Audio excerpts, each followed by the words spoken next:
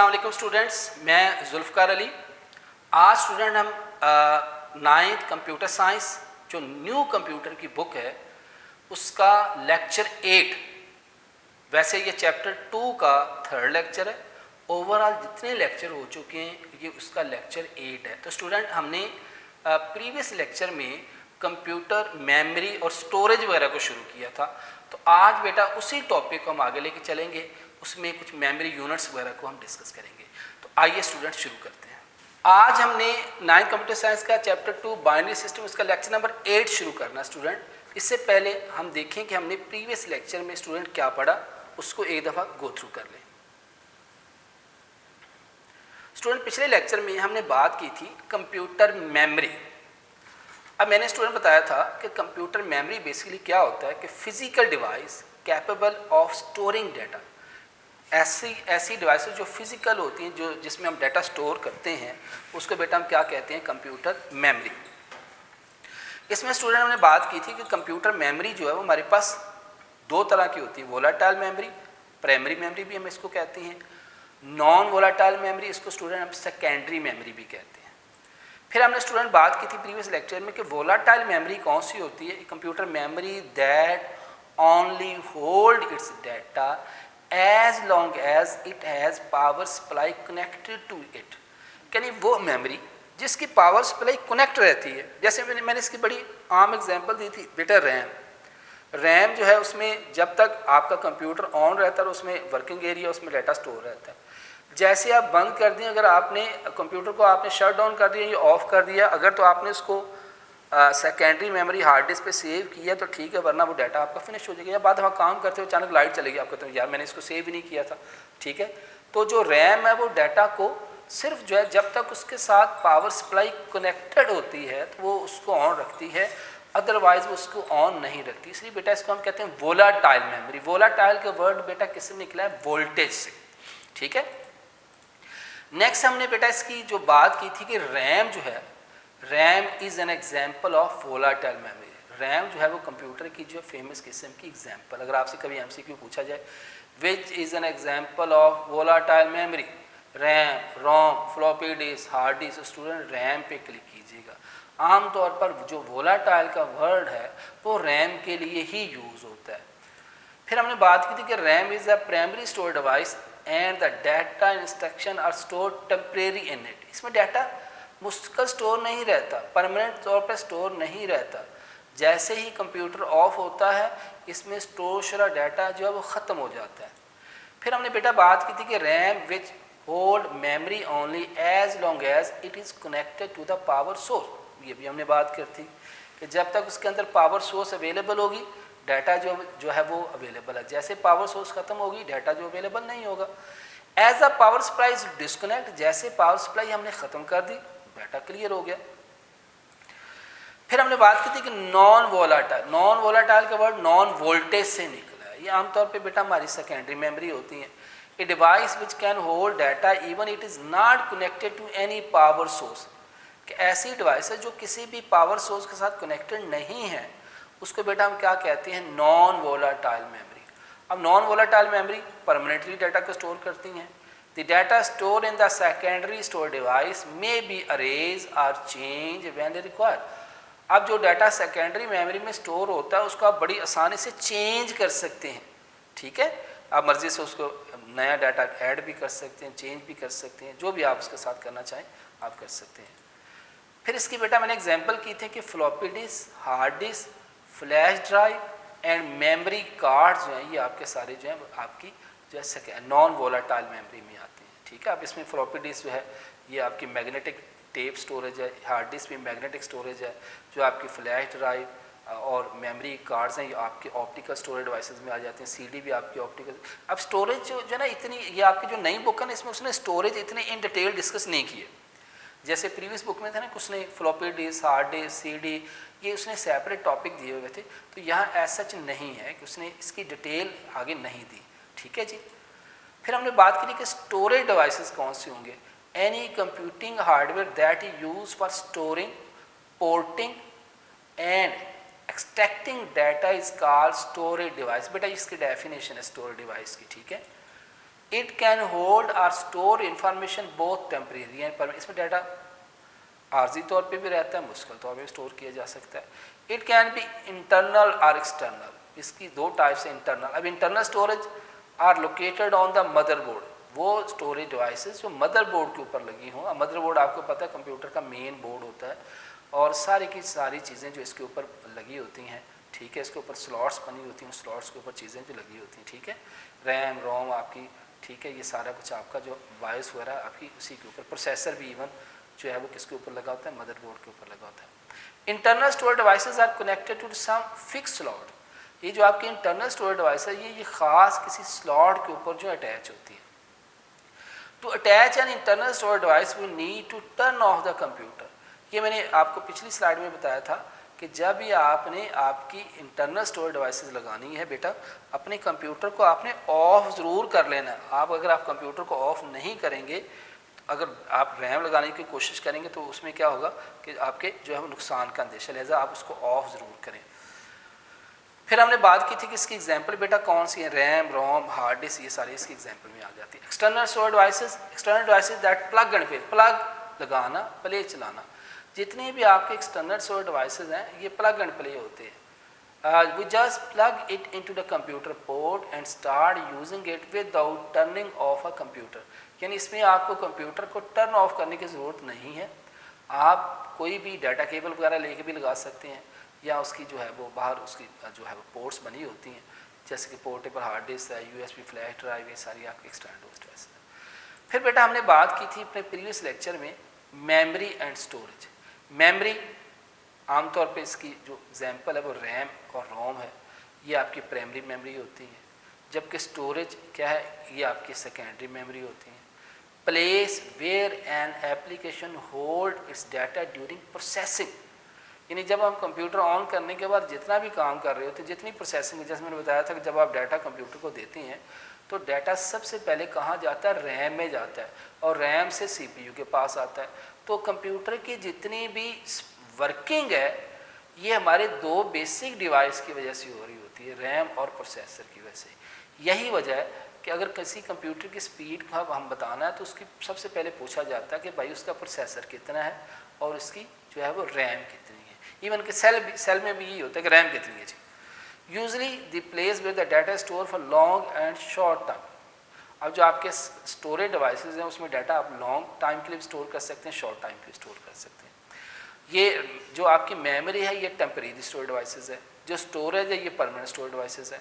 Expensive आपकी जो memory RAM है ये महंगी होती है, पर यूनिट इसका रेट ज़्यादा होता है। एंड स्मॉल स्टोरेज कैपेसिटी, और इसकी कैपेसिटी जो है बहुत ज़्यादा स्लो है। जबकि जो आपकी स्टोरेज है ये चीप होती है, सस्ती होती है, मगर लास्ट अब आपको हार्ड डिस्क कई गीगाबाइट में अवेलेबल मिल जाती है। फिर temporary storage devices has fast access, जो आपकी मेन मेमोरी है ये टेम्परेरी है मगर इसका एक्सेस फास्ट है। आपसे क्रिएटिव क्वेश्चन पूछा जा सकता है भाई क्यों फास्ट है, because the RAM is located on the motherboard, RAM is directly connected to the CPU. चूँकि रैम और सीपीयू डायरेक्टली एक दूसरे से वर्किंग कर रहे होते हैं तो यही वजह है कि इसका एक्सेस रेट बहुत ज़्यादा है।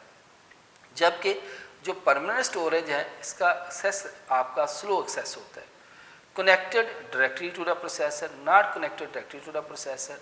और फिर नेक्स्ट एग्जांपल है इसकी रैम रोम और फ्लॉपी डिस्क हार्ड डिस्क। तो आज हम अपने अगले लेक्चर, ये हमने प्रीवियस लेक्चर रिवाइज किया था, अब बात करते हैं हमारा जो नेक्स्ट लेक्चर है लेक्चर 8। तो वो मेमोरी वाले पोर्शन को आगे हम कंटिन्यू करते हैं। अब कंप्यूटर की मेमोरी को मैयर करने के उसके डिफरेंट यूनिट्स हैं, और ये बच्चे अक्सर स्टूडेंट ये एमसीक्यूज इसमें बहुत ज़्यादा बनते हैं, शॉर्ट क्वेश्चन ही बन जाते हैं, bit byte kilobyte megabyte gigabyte terabyte petabyte, ठीक है, इसकी जो है वो कैपेसिटी कितनी होती है, ये सारी चीज़ें अक्सर जो है एमसीक्यूज में शॉर्ट क्वेश्चन में पूछी जा सकती है। तो सबसे पहले बिट, कंप्यूटर की मेमोरी का सबसे छोटा यूनिट जो है वो बिट है, can hold only one value, 0 और 1। अब बिट से क्या मुराद है, 0 वैल्यू उसी या 1, ठीक है। Bit stand for binary digit, computer की मेमोरी का ऐसा यूनिट जिसका कोई एड्रेस नहीं है। Byte, group of 8 bits enough space to store single ASCII character. आमतौर पर बाइट को स्टूडेंट हम करेक्टर भी कहते हैं, बाइट को हम करेक्टर भी कहते हैं, बाइट को हम करेक्टर भी कहते हैं, ठीक है। बाइट और करेक्टर जो है, बाइट का, क्योंकि बाद में क्वेश्चन पूछ लेते हैं व्हाट इज़ द करेक्टर, तो स्टूडेंट कंफ्यूज हो जाते हैं कि सर ये करेक्टर की डेफिनेशन तो है ही नहीं। तो character and byte is the same thing, ठीक है। करेक्टर, तो बाइट का दूसरा नाम क्या है, करेक्टर भी है, ठीक है। तो यहाँ पे बाइट की जगह पे आप करेक्टर भी लिख सकते हैं। तो group of 8 bit enough space to store single ASCII character, मतलब कोई भी जो सपोज करेक्टर है, बस मैं यूनिक UNIQUE, ये बेटा 6 बाइट में स्टोर होगा, ठीक है। आगे जो किलो बाइट है, किलो बाइट, अब 1 किलो बाइट जो है आमतौर पर किलो 1000 के इक्वल होता है, हमारे कंप्यूटर में किलो किसके इक्वल होगा, 1024 बाइट्स के इक्वल होगा। इसी तरह 1 मेगाबाइट, 1 मेगाबाइट बेटा 1024 किलो बाइट के इक्वल होगा, या 1024 मल्टीप्लाई बाई 24 की पावर 2। ये एमसीक्यू में बच्चे अक्सर पूछे जाती हैं ये चीज़ें। 1 गीगाबाइट किसके इक्वल होगा, 1024 मेगाबाइट के, या 1024 की पावर 3 बाइट्स की इक्वल होगा। ये बाइट, ये सारा ये बाइट्स में बेटा, ये वाला ये बाइट कितनी बाइट्स की इक्वल होगा, ठीक है। इसी तरह बेटा टेराबाइट, 1 टेराबाइट जो है वो 1024 गीगाबाइट की इक्वल होगा, या 1024 की पावर 4 बाइट्स की इक्वल होगा। और आखिरी इसका यूनिट है बेटा पीटाबाइट, 1 पीटाबाइट किसके इक्वल होगा, 1024 टेराबाइट के इक्वल होगा, या 1024 की पावर 5 बाइट्स की इक्वल होगा। तो बेटा ये एमसीक्यू के हवाले से इसको ज़हन में रखिएगा, bit, byte, kilobyte, megabyte, gigabyte, terabyte. इसका बाद एमसीक्यू पूछ लेता है कि 1 बाइट में कितनी बिट्स होती हैं, 8, 1 किलो बाइट में कितनी बाइट्स होंगी, 1024, ठीक है। इसमें फिर ये 1 मेगाबाइट में कितनी बाइट्स होंगी, 1024 की पावर 2 बाइट्स, 1 गीगाबाइट में कितनी बाइट्स होंगी, 1024 की पावर 3, ठीक है। टेराबाइट में कितनी होंगी, 1024 की पावर 4, और पीटाबाइट में कितनी होंगी, 1024 की पावर 5। तो ये एमसीक्यूज़ के हवाले से बेटा इसको आप अच्छी तरह देखिएगा, बाद ये चीज़ें बेटा एमसीक्यू में भी पूछी जा सकती हैं, ठीक है। नेक्स्ट इसको मज़ीद एलोबरेट किया गया है। बिट से क्या मुराद है, बिट से मुराद है in digital computer data is represent as a collection of bit. अब डिजिटल कंप्यूटर में डाटा आपको पता किस फॉर्म में स्टोर किया जाता है, 01 01 01 01, वही सर्किट। आगे चल के हमारा टॉपिक भी हम पढ़ेंगे अगले लेक्चर्स में, डाटा रिप्रेजेंटेशन, उसमें हम मज़ीद इसको बेटा डिटेल से देखेंगे कि डाटा को कंप्यूटर की मेमोरी में रिप्रेजेंट किया जाता है। बेसिक यही है कि जो सर्किट हैं कंप्यूटर के, इंटरनल सर्किट हैं, जो जितने भी ट्रांजिस्टर्स हैं वो या स्विचेस हैं, वो ऑन ऑफ की फॉर्म में रहते हैं। तो ऑन से क्या मुराद है 1, ऑफ से क्या मुराद है 0। तो ऑन ऑफ की फॉर्म में 01 की फॉर्म में जो डाटा रिप्रेजेंट होता है, ठीक है। तो बिट कंप्यूटर की मेमोरी का ऐसा यूनिट है विच हैव नो एड्रेस, जिसका कोई एड्रेस नहीं है। फिर निबल, ये पीछे हमने डिस्कस नहीं किया था, ये भी वैसे मैंने उसको डाला हुआ है कि 4 bit is equal to nibble, 1 byte contain 2 nibble. 1 byte में आमतौर पर 2 निबल्स होती है। फिर byte, collection of 8 bit is called byte. It is set of bits which are represent a particular character or symbol, यानी किसी भी ख़ास करेक्टर या सिंबल को रिप्रेजेंट करने के लिए स्टूडेंट एक बाइट को रिप्रेजेंट किया जाता है। In memory 1 byte can store only 1 character. अब इसकी आगे जो मैंने पीछे टेबल में बताया वही मेन चीज़ है कि combination of 1024 bytes is equal to 1 kilo byte. यहाँ दिया हुआ 1 किलो बाइट, 2 की पावर 10 बाइट्स, ऐसे भी हम इसको रिप्रेजेंट कर सकते हैं। ये 2 की पावर 10 वाला पहले नहीं था, इसको हम ऐसे भी रिप्रेजेंट कर सकते हैं, ठीक है। फिर 1 मेगाबाइट जो है ये 2 की पावर 2, ये इस बात है इस फॉर्म में भी आ जाता है। ये मैंने लिखा इसलिए है ताकि जो है वो आपको बातें बहुत सी क्लियर हो जाए। ये 2 रेज़ की पावर में भी ऐसे भी पूछा जा सकता है, ठीक है, कि ये 2 रेज की पावर बाइट्स किसके इक्वल होगा, ठीक है। ऐसे भी इसको ज़हन में रखिएगा कि 1 मेगाबाइट इज इक्वल टू 2 की पावर 20 बाइट्स यानी 1024 किलोबाइट। 1 गीगाबाइट किसके इक्वल होगा, 2 की पावर 30 बाइट्स या 1024 बाइट्स। 1 टेराबाइट किसके इक्वल होगा, 2 की पावर 40 बाइट्स 1024 गीगाबाइट। और 1 पीटाबाइट किसके इक्वल होगा, 2 की पावर 50 बाइट्स 10। तो बच्चे ये MCQs के हवाले से, शॉर्ट क्वेश्चन के हवाले से बेटा ये बहुत इंपॉर्टेंट है। आपने बेटा इसको अच्छी तरह इन पूरे यूनिट्स को गो थ्रू करना है, ठीक है जी। अब नेक्स्ट देखते हैं जी। अब नेक्स्ट हमारा अगला टॉपिक शुरू हो जाता है data representation in computer memory, कि कंप्यूटर की मेमोरी में हम डाटा को किस तरह रिप्रेजेंट करते हैं।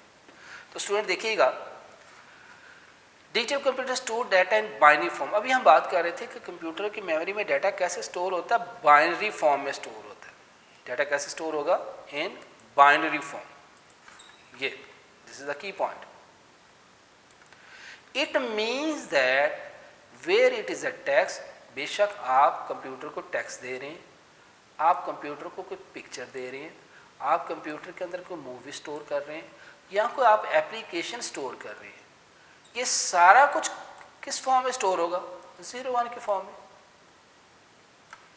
यानी आपने कंप्यूटर को जो चीज़ दी, आपने टेक्स्ट दिया, आपने कोई पिक्चर दी, आपने कोई मूवी दी, आपने जो कुछ स्टोर करवाया, वो सारे का सारा स्टूडेंट जो है वो कंप्यूटर की मेमोरी में 0-1 के फॉर्म में जो है वो स्टोर हुआ, ठीक है।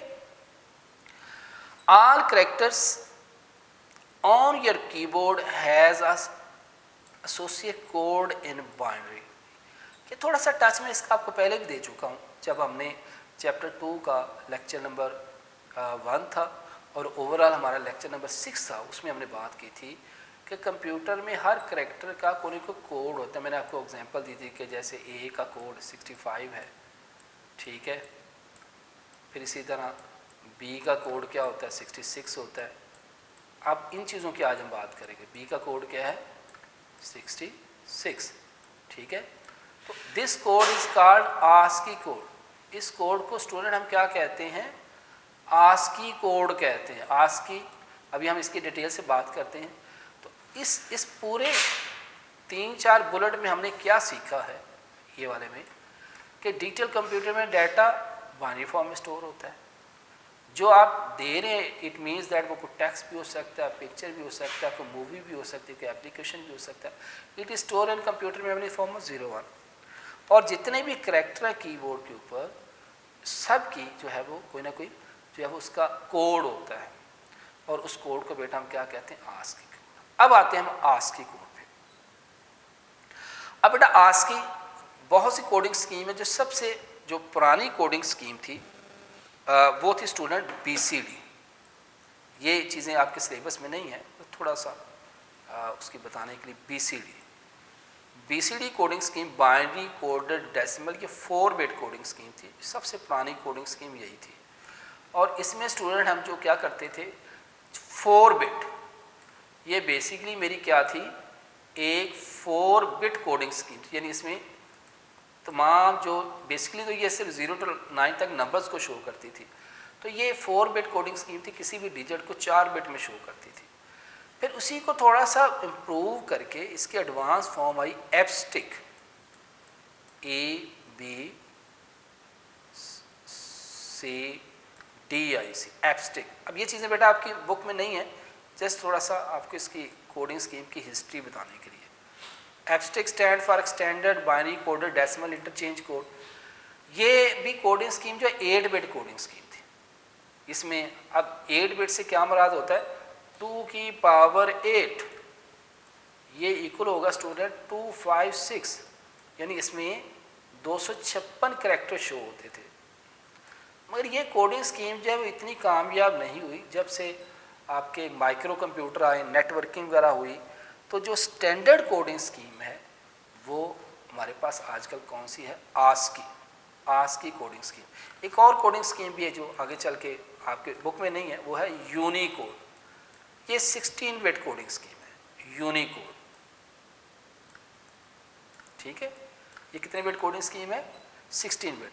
तो हम बात करेंगे आस्की का, हमारी डिस्कशन बुक में ASCII stand for American standard code for information interchange. ठीक है, ये स्टूडेंट ध्यान में रखिए। एक चीज़ मैं आपको बताता चलूँ, जब भी आप एब्रीविएशन लिखें ना, अमेरिकन का ए कैपिटल, स्टैंडर्ड का एस, कोड का सी, पहले पहले लेटर कैपिटल लिखना है, और इंफॉर्मेशन यानी इस आई का आई, इंटरचेंज का फिर आई, इससे अच्छा इंप्रेशन पड़ता है। ठीक है, कोशिश किया करें ये जो कीवर्ड्स हैं इनको कैपिटल लिखें, जो आस्की कैपिटल लिखें। ठीक है, BCD एब्स्ट्रैक्ट कैपिटल लिखें। In such coding scheme ISO international standard organisation ये सारी कोडिंग स्कीम वगैरह को एडजस्ट करती हैं। तो ये आस्की जो है ये American ISO international standard organisation ने बेटा इसको जो है वो प्रूव किया। ठीक है, it is de facto mean built-in है, अंडरस्टूड है, standard for representation of data inside the computer, यानी ये एक स्टैंडर्ड बना दिया गया inside the computer memory. Computer memory में डाटा रिप्रेजेंट करने के लिए एक स्टैंडर्ड बना दिया है। अब आस्की जो है ये भी 8 बिट है, वैसे शुरू में ये 8 बिट आई थी, फिर ये 7 बिट थी, फिर उसको अपग्रेड करके 8 बिट में शो की। तो 8 बिट से स्टूडेंट क्या मुराद होता है, 2 की पावर 6, यानी इसमें टोटल 256 करेक्टर जो है 256 करेक्टर जो है रिप्रेजेंट किया जा सकते हैं।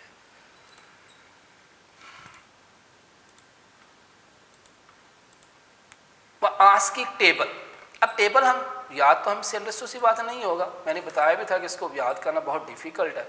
जैसे ये कोड है स्पेस का 32, ये है मार 34 डबल कोटेशन ये वो। अब यहाँ पे आप एक चीज़ देख रहे होंगे कि जो मैंने अभी बताया कि जो जितने बिट मतलब आस्की 8 बिट है, 8 बिट से क्या मुराद है कि 2 की पावर 8 इज इक्वल टू 256, यही मैंने आपको बताया। यानी इसमें 256 करैक्टर होने चाहिए, मगर यहाँ अगर आप देखें तो बेटा ये 32 से शुरू होते हैं और आखिरी कोडिंग स्कीम 127 तक है। तो इसमें रिमेनिंग 127 कहाँ गए, तो बेटा रिमेनिंग जो 127 है वो ग्राफिक्स वगैरह को रिप्रेजेंट करते हैं। अब ये पूरा टेबल अगर मैं कहूँ जी आप इसको रटा लगा लेंगे तो पॉसिबल ही नहीं है, बहुत से कोड जो हमें भी खुद भी नहीं पता। ठीक है, मगर ऐसा ऐसा प्रैक्टिस से आ जाते हैं, मगर आपने जस्ट अल्फ़ाबेट्स के कोड्स को लर्न करने के लिए आपने थोड़ा सा एक ज़हन में बिठा लेना कि जो कैपिटल ए है, कैपिटल ए उसका स्टूडेंट जो कोड है वो 65, यहाँ अगर आप नजर आइए देखें कैपिटल ए का कोड क्या है 65। इसी तरह कैपिटल बी का कोड क्या है बेटा 66, कैपिटल सी का कोड क्या है 67, इस तरह चलता जाएगा। सो ये कोई भी कोड आ जाए आपको जो है उसको एक तरतीब से आप इंडिविजुअली तो याद, बहुत कम स्टूडेंट है जो कोड्स को अच्छी तरह याद कर लेते हैं, मगर एक सीक्वेंस रखेंगे ना कि ए का 65 से शुरू होता है, इस तरह चलता है।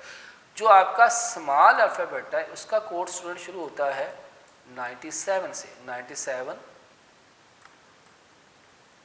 फिर बी का बेटा 98,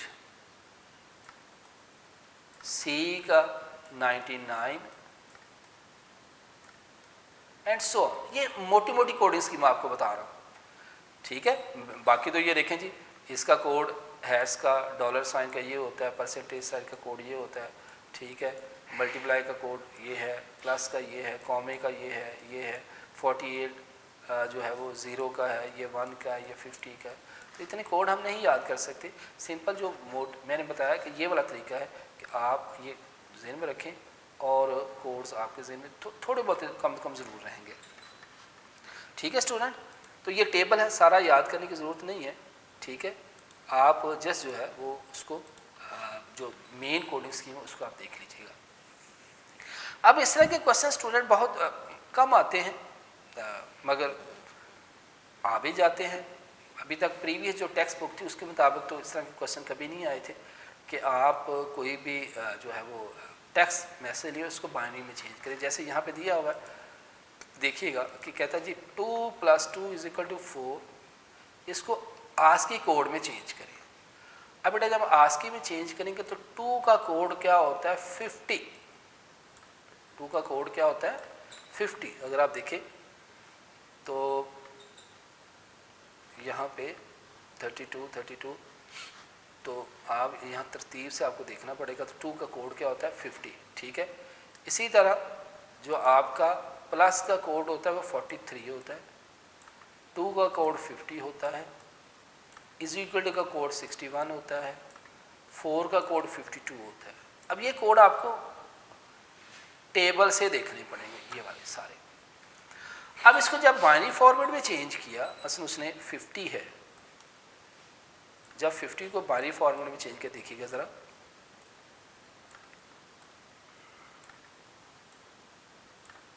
$25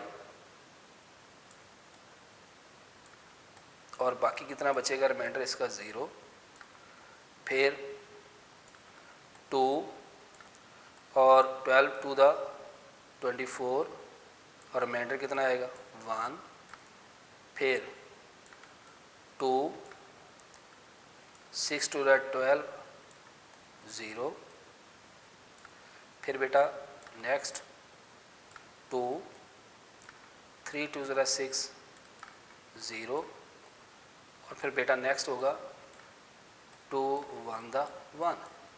अब देखिए इसको जब नीचे से ऊपर मैं कलेक्ट करता हूँ तो बेटा मेरे पास ये क्या आएगा 1 1 0 0 1 0।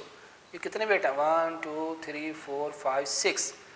अब यहाँ देखें, यहाँ तो 8 लिखा हुआ है, तो इसका क्या है कि चूँकि 1 0 तो वैसे इधर आ जाना था दोबारा, फिर जब 2 से करते ठीक है तो ये आना था जो है आपका 0 1 आ जाना था। चलें ठीक है, इसके जो है वो 2 बिट लेफ़्ट साइड पे 2 0 और लगा दें, क्यों, ताकि आपके 8 बिट पूरा। अब देखें अगर इसको मैं काउंट करता हूँ 1 2 3 4 5 6 7 8 बिट, क्यों, क्योंकि आस्की जो है वो आपका 8 बिट कोडिंग स्कीम है।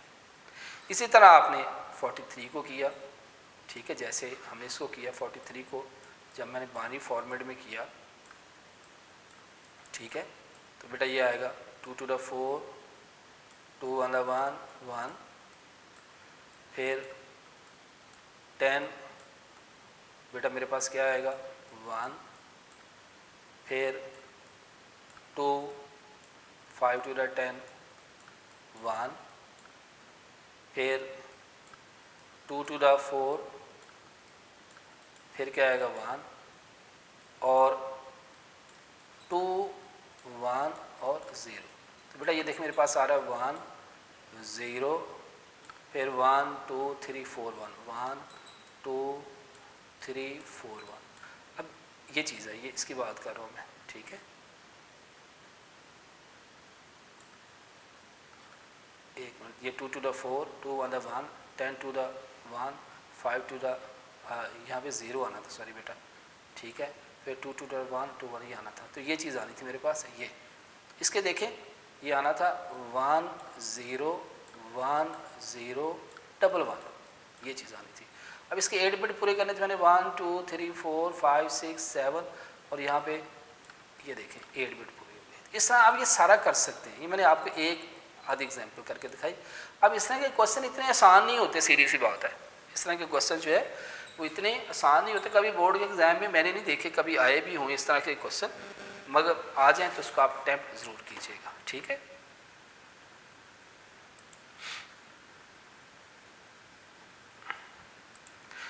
जी स्टूडेंट, इसी तरह एक और देखते हैं जी। ये कहता है जी store name of our country Pakistan in computer memory. ये जो पाकिस्तान जो है इसको कंप्यूटर की मेमोरी में स्टोर करते हैं, वही तरीका है जी PAKISTAN, ये पाकिस्तान है।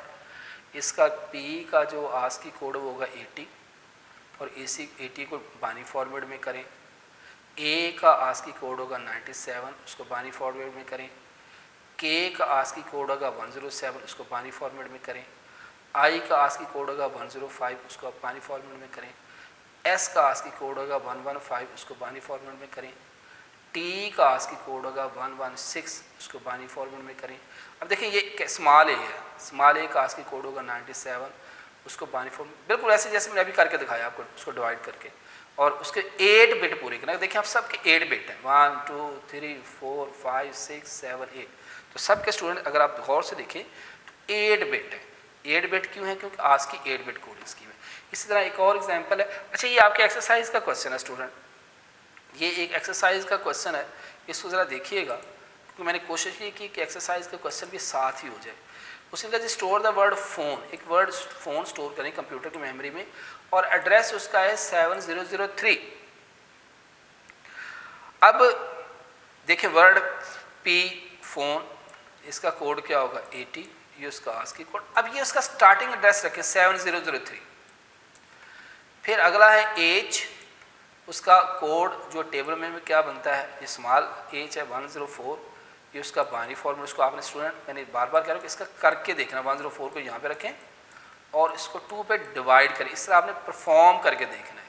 50, फिर 2, फिर रिमाइंडर 0, या आपने अपने रफ रजिस्टर रख के इस तरह बेटा आपने इसको परफॉर्म करके देखना है जी। 5 2 10, 2 1 1 0, इस तरह परफॉर्म करके देखिएगा, ठीक है। फिर ये इसका कोड ये आ गया, ये आ गया कोड। फिर N 110, ये उसका हो गया 706, E 101, ये उसका अब आस्की कोड होगा, ये सारा इस चीज़ की होगी, ठीक है। इस तरह की कोई भी क्वेश्चन आ सकता है। गो के बोर्ड में कभी इस तरह का क्वेश्चन मैंने नहीं देखा, क्योंकि इसमें असल मसला ये होता है कि आस्की कोड जो है ना, हम जैसे ये तो खैर अल्फ़ाबेट्स हैं, ये तो याद हो जाए, बाद में ऐसा आस्की कोड आ जाता है कि वो हमें टेबल्स पर देखना पड़ता है मजबूरन, क्योंकि सारे आस्की कोड जो लर्न करना पॉसिबल नहीं है, मगर बाद स्टूडेंट कर भी लेते हैं।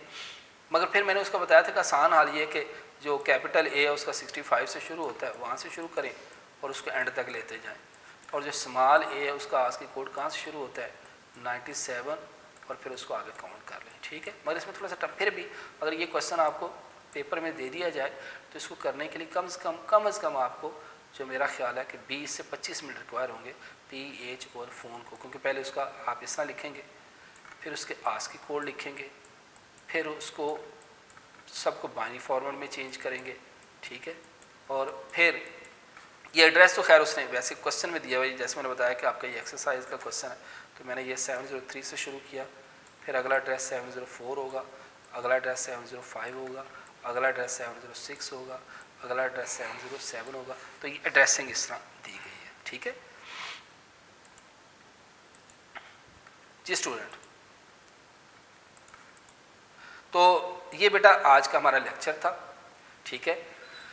पहले हम अपने इस लेक्चर को आज को रिव्यू कर लेते हैं ताकि कोई कन्फ्यूजन हो तो फिर हम दोबारा उसको ज़हन में रखें। तो आज स्टूडेंट हमारा जो है लेक्चर नंबर 7 था, इसको मैं एक दफ़ा रिवाइज करवा देता हूँ आपको। लेक्चर नंबर 8 था। लेक्चर 8 में हमने आज जो बात की थी मेमोरी यूनिट की बात की थी कि मेमोरी यूनिट जो है उसमें बिट जो है कंप्यूटर की मेमोरी का सबसे छोटा यूनिट होता है 0 और 1। फिर जो बाइट हैं वो 8 बिट की इक्वल होती है, किलो बाइट 1024 बाइट्स की इक्वल होती है, मेगा बाइट जो है वो 1024 2 की पावर 2 बाइट्स की इक्वल होती हैं। फिर जो गीगा बाइट है वो 1024 की पावर 3 की बाइट की इक्वल होती हैं, और टेरा बाइट जो है वो 1024 की पावर 2। फिर पीटा बाइट हमने पढ़ी, ठीक है जी, 1024 टेरा बाइट इज इक्वल टू इसकी इक्वल होती है, ठीक है। फिर हमने बात की थी bit,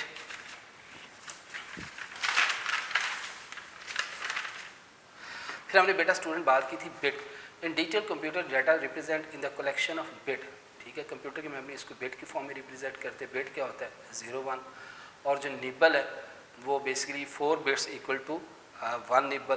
collection of 8 bit is equal to 1 byte, जो 8 बिट का कलेक्शन है वो 1 बाइट के इक्वल होता है। और उसके बाद हमने बात की थी किलो बाइट। किलो बाइट जो है 1 किलो बाइट 2 की पावर 10 बाइट जो है 1024 बाइट्स की इक्वल होगा, ठीक है। फिर हमने बात की बेटा मेगा बाइट क्या होगा। मेगा बाइट जो है वो 2 की पावर 20 बाइट्स की इक्वल होता है, या किलो बाइट 1024 बाइट्स की इक्वल होता है। गीगा बाइट 2 की पावर 30 बाइट्स की इक्वल होता है, या 1024 बाइट्स की इक्वल होता है। फिर हमने बात की थी बेटा टेरा बाइट, TB 1 TB 2 की पावर 40 बाइट्स या 1024 बाइट्स की इक्वल होता है, और 1 पीटा बाइट जो है ये 2 की पावर 50 बाइट्स से 1024 टेरा बाइट की इक्वल होता है। फिर हमने बेटा बात की थी कि कंप्यूटर के अंदर जो डाटा है वो किस तरह रिप्रेजेंट होता है। हमने बात की थी कि जो जो भी हम कंप्यूटर में स्टोर करते हैं वो सारे का सारा जो बाइनरी फॉर्म में स्टोर करते हैं। जो आप स्टोर करते हैं वो कोई टेक्स्ट भी हो सकता है, पिक्चर भी हो सकता है, कोई मूवी भी हो सकती है। ये सारा कुछ जो है कंप्यूटर की मेमोरी किस फॉर्म में स्टोर होता है, 0 और 1 के फॉर्म में। All character on the keyboard has the associated code, हर का आस्की कोड होता है, ठीक है। और फिर हमने बात की थी कि बेटा आस्की कोड क्या होगा, American standard code for information interchange. इसको किसने डिज़ाइन किया, ISO international standard organ. De facto यानी अंडरस्टूड है, हमने नहीं बनाई, ये पहले से बिल्टन है और अंडरस्टूड है कि कंप्यूटर की मेमोरी में जितना डाटा रिप्रेजेंट होता है वो बेसिकली इस आस्की फॉर्मेट पे रिप्रेजेंट होता है। और आस्की क्या है, 8 बिट कोडिंग स्कीम है। फिर हमने आस्की टेबल देखा था। आस्की टेबल देखें यहाँ भी कंप्लीट नहीं है, मैंने कोशिश की है कि एक ही स्लाइड में दोनों आ जाए, मगर ये थोड़ा सा बड़ा, ये थोड़ा सा छोटा नज़र आ रहा है, मगर ये आप अपनी बुक में देख सकते हैं, ठीक है, कि ये आमतौर पर 32 स्पेस के लिए 2 की पावर 32। अच्छा, इसमें मैंने बताया था कि 2 की पावर 8 इज इक्वल टू 256। ये टोटल कोड जो है ये तकरीबन 127 बनते हैं, मगर यहाँ आपको 127 टोटल 256 बनते हैं। 2 की पावर 8 इज इक्वल टू 256, मगर यहाँ आपको 127 नज़र आ रहे हैं। उसकी वजह यह है कि जो रिमेनिंग 127 कोड हैं वो डिफरेंट किस्म के ग्राफिक्स को रिप्रेजेंट करते हैं, ठीक है। तो ये कोड सारे दिए हुए, ठीक है। तो इसको आप, मैंने बताया था कि जो मेन जो कोड आपके ए कैपिटल ए किससे शुरू होता है, 65 से, ठीक है, यहाँ दिया भी हुआ है 65, 66, 67, 68, ठीक है। और जैसे स्मॉल ए शुरू हुआ तो ये हमारे पास 97 आ गया, ठीक है। तो ये मेन कोड को ज़हन रखिएगा, और अगर सारे कोड जो है वो लर्न हो जाए तो बहुत अच्छी बात है। फिर बेटा हमने एक एग्जांपल की थी, मैंने कहा कि इस तरह की एग्जांपल जो है आसानी से नहीं होती, इसमें जो है वो अच्छा खासा जो है वो इसको कन्वर्ट करते हैं स्टूडेंट, टाइम लगता है। जैसे ये कोई भी आ सकता है कि अपना नाम मैं कहते हैं जो जुल्फ़कार, ZULFIQAR, इसको आस्की कोड में लिखें। अब मैं पहले Z का डेसिमल देखूंगा यानी आस्की, फिर उसको बाइनरी में चेंज करूँगा, फिर U का, फिर L का, फिर F का, फिर I का, फिर Q का, फिर A का, फिर R का। कम से कम मुझे 1 घंटा चाहिए कि पहले इसका मैं पूरे करैक्टर यहाँ लिखूँगा, ZULFIQAR, फिर स्टूडेंट उसका मैं डेसिमल कोड, ठीक है, जितने भी को मुझे टाइम लगेगा उसको ढूंढने में, लिखने में, फिर उसको जो कन्वर्ट करना बाइनरी फॉर्मेट में, और ज़हन में रखें वो बाइनरी फॉर्मेट में जब चेंज करना उसको, उसके 8 बिट पूरे करने हैं। क्यों पूरे करने हैं, क्योंकि आस्की जो है वो स्टूडेंट आपका 8 बिट कोडिंग स्कीम है, ठीक है। तो ये 250 है, प्लस 43 है, 250 है, इज इक्वल टू 61 है, 452 है, ठीक है। इसको जब हम बाइनरी फॉर्मेट में चेंज किया तो ये इसका देखें नीचे, सो द मैसेज आस्की 0110, ये आएगा 50 का, ये 43 का, ये 50 का, ये 61 का, ये 52 का। ये हमारे पास पूरा जो 2 + 2 = 4 का जो आस्की कोड है मेरे सामने आ गया। फिर हमने बात की थी कि store name of our country Pakistan in computer memory. अब इस तरह का अगर देखें बोर्ड में क्वेश्चन आता तो वो वर्ड कोई भी दे सकता है, पाकिस्तान दे सकता है, यूनिक को करें जी, ठीक है, अपने नाम को करें जी, बोर्ड BOARD उसको आप आस्की फॉर्मेट में चेंज करें। तो इस तरह के क्वेश्चन जो है वो आसानी से नहीं होते। अगर ये एक बाज़ार एक छोटा सा क्वेश्चन है, पाकिस्तान को आप आस्की फॉर्मेट में चेंज करें, और जब इसको करने लगेंगे तो उस पर टाइम लगेगा आपको। PAKISTAN, P का आस्की कोड क्या होता है जी, AC 80 को उसने बाइनरी कोड में चेंज किया, A97 इसको बाइनरी कोड में चेंज किया, K107 इसको बाइनरी कोड में चेंज किया, फिर I105 इसको बाइनरी कोड में चेंज किया, स्मॉल s है, ठीक है, ये 115 इसको बाइनरी कोड में चेंज किया, T116 इसको बाइनरी कोड में चेंज किया, A97 स्मॉल इसको बाइनरी कोड में चेंज किया, N110 इसको बाइनरी कोड में चेंज किया। तो ये स्टूडेंट देखें ये कोड जो है कम से कम मेन कोड जो है बेटा आपने ज़रूर जो है वो ज़हन में रखनी है। तो इसमें स्टूडेंट जो है वो बाद दफ़ा आस्की की एब्रीवेशन पूछ लेता। आस्की किसका abbreviation, American standard code for information interchange. और कंप्यूटर की मेमोरी में डाटा कैसे रिप्रेजेंट होता है, 0-1 के फॉर्म में। बेशक आप कोई टेक्स्ट, कोई नंबर, कोई भी चीज़ स्टोर करें, वो तमाम जो डाटा है वो कंप्यूटर के फॉर्म में किस फॉर्म में स्टोर होता है, 0-1 के फॉर्म में, बिट की फॉर्म में। और फिर हमने बात की थी कि बिट बेसिकली 8 बिट्स के मिलने से जो है वो एक बाइट बनती है, और एक बाइट में से पी एक करैक्टर है, एक बाइट में स्टोर होगा। ए एक करेक्टर, ये पूरा, ये बेसिकली ये पूरा क्या है, एक बाइट है। अगर आप करें देखें एक बाइट में 8 बिट्स होती हैं, तो अगर हम इसको काउंट करते हैं 1 2 3 4 5 6 7 8, तो ये 8 बिट है। ए एक करेक्टर है, उसका आस्की कोड 97 और उसके 8 बिट है। के एक करेक्टर है, उसका आस्की कोड 107 है और उसके 8 बिट हैं। आई एक आस्की करेक्टर है, स्मॉल आई है, इसका आस्की कोड 105 है और ये उसके कंप्यूटर की मेमोरी में कैसे रिप्रेजेंट होगा, 0 यानी circuit of, on on off on off of 0। आपको पता ऑफ किससे रिप्रेजेंट होता है, 0 से, और ऑन कैसे रिप्रेजेंट होता है, 1 से। फिर S of on on on off of on on, T 116 of on on on off on off of, ए 97 0 1 1 यानी 0 को हम ऑफ कह सकते हैं, 1 को ऑन कह सकते हैं। इस तरह एन 1 1 0 0 1 1 0 1 1 1 1 0। तो ये स्टूडेंट आज का हमारा लेक्चर था। आई होप कि आपको अच्छी तरह समझ आया होगा। स्टूडेंट आप काइंडली इसकी घर में प्रैक्टिस जरूर कीजिएगा। जब तक स्टूडेंट आप खुद प्रैक्टिस नहीं करेंगे तो आपको चीज़ें ये समझ नहीं आएंगी। लेक्चर सुनने के बाद अपनी बुक खोलें और इन टॉपिक को एक तरह रिवाइज़ कर लें। जब आप स्टूडेंट इन टॉपिक को एक दफ़ा रिवाइज़ कर लेंगे तो बहुत सी बातें आपकी जो क्लियर हो जाएंगी। तो इंशाल्लाह अगले लेक्चर के साथ फिर हाजिर होंगे। अल्लाह हाफ़िज़।